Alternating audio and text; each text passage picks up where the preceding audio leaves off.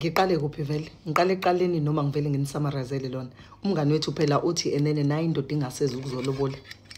Uthi nangu sibaruweni engasezi ukuzokhokha amalobolo as promised.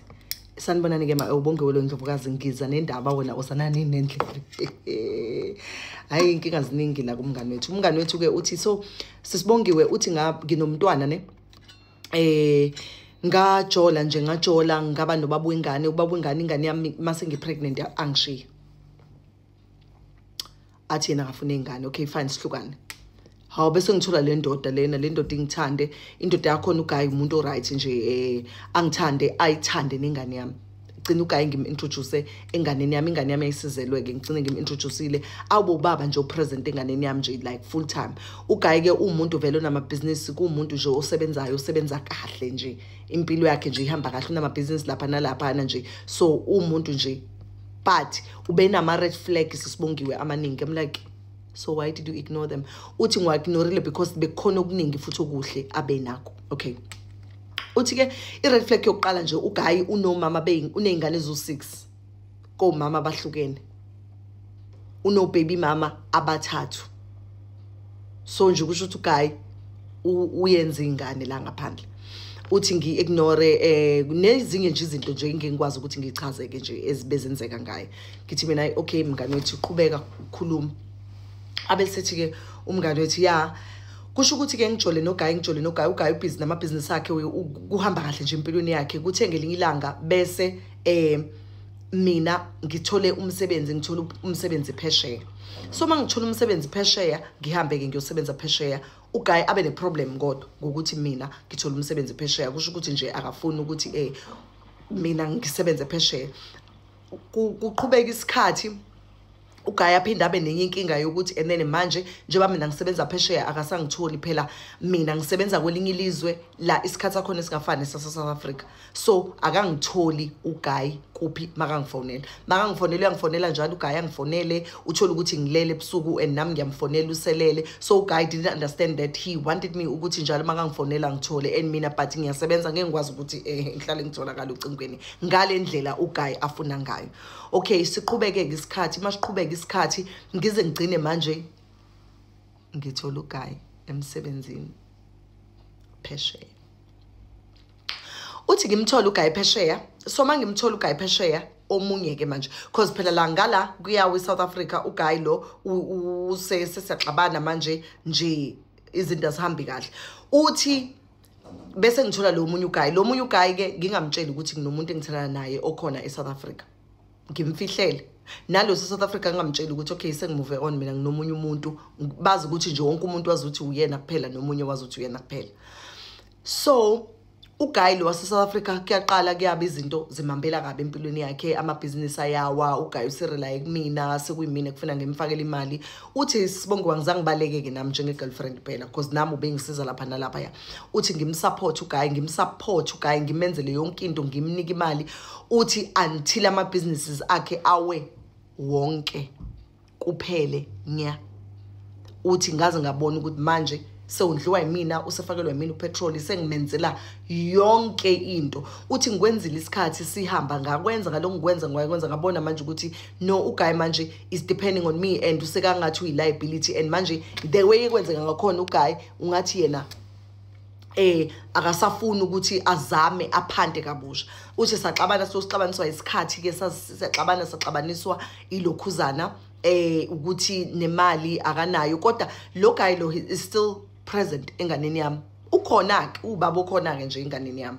Kushaya isikhathi ke ngize ngigoduke ngekhaya khona kubheda kanjalo ngihlangane noGayi uGayi angihlangabeze e-airport. Uthi mind uGayi he's not a romantic person. Angihlangabeze e-airport ungihlangabeze uphethe imbali akazi nje ajwayele nokungithengela imbali. Uphethe imbali uhamba nengane yami nje uyangitatazelela nje and uphethe nekheke. Okay ngithi I'm like okay Gayi but bese ngiyamjabulela ke kusho ukuthi uthando lethu liqale phansi kuphinde liqhubeke.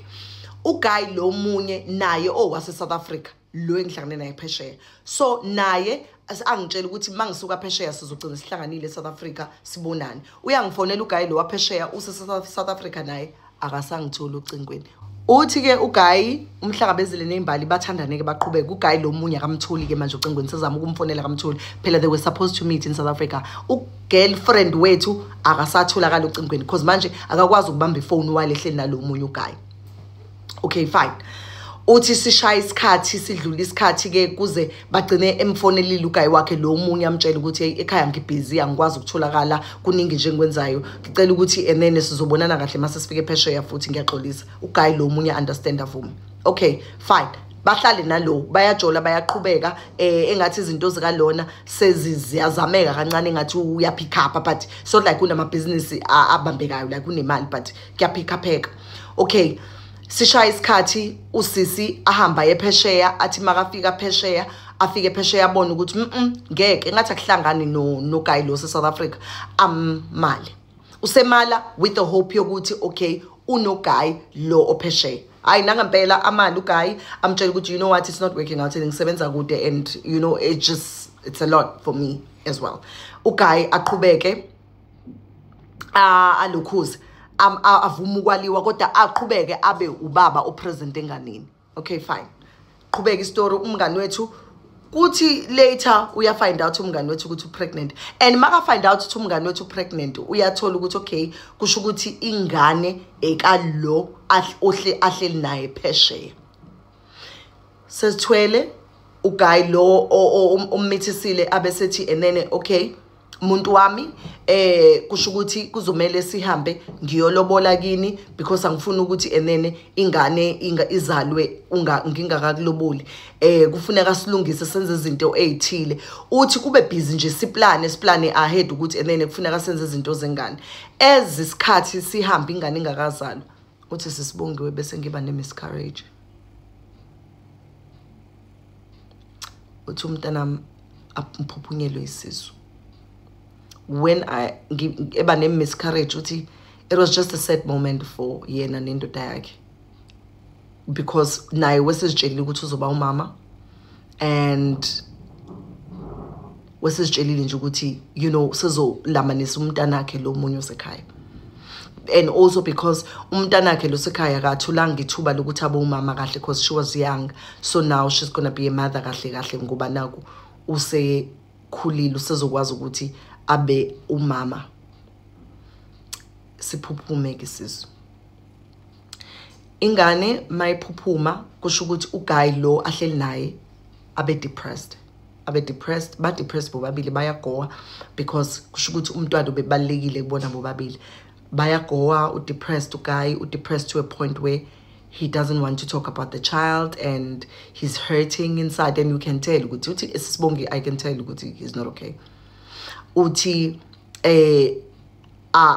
manje he stopped saying ukuthi uzoyolobola ekhaya akasaphathi lezi zinto lezi besithembisene zona ukuthi uzozenza before ingane izalwe uthulile du uthi so it's really uncomfortable nasendlini manje ngoba siyashare nalo Guy uthi it's really uncomfortable nasendlini and lo munye ose South Africa sengimalile uthi manje angazi ukuthi enene should I go back kulo wase South Africa or lona akasaqhubeki namalobolo because he's depressed should I give him a chance ukuthi aqhubeke mhlawumbe sizoba right uthi he's just quiet like kubi nje uthi kumuncu as we speak endlini uthi ngibale bobabili and just start over what should I do uthi ngiyacela ukuthi utshela abangani bakho banginike advice ukuthi ngenze njani because I'm at a crossroad.